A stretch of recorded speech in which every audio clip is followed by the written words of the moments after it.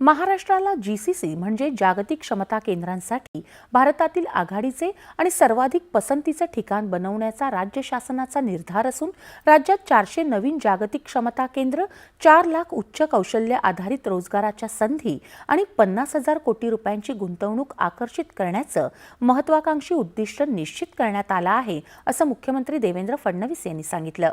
पुण्यात आयोजित GCC pros नेतृत्व शिखर परिषदेत आज मुख्यमंत्री बोलत होते। भारतातील जागतिक क्षमता केंद्रांच्या वाटचालीची सुरुवात कुशल मनुष्यबळ, कौशल्य आणि खर्चाच्या दृष्टीने कार्यक्षमतेच्या आधारे झाली।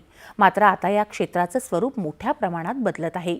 वर्ष 2030 मधील जागतिक क्षमता केंद्र केवळ कार्यालयीन सहाय्यक कामकाजापुरती मर्यादित राहणार नाहीत, ती अभियांत्रिकी, कृत्रिम बुद्धिमत्ता, उत्पादन विकास, सायबर सुरक्षा, वित्तीय सेवा, माहिती विश्लेषण आणि संशोधन आणि विकासाची केंद्र बनतील। या केंद्रांमधून जागतिक व्यवसायांचे महत्त्वपूर्ण निर्णयही घेतले जातील, असं मुख्यमंत्र्यांनी सांगितलं।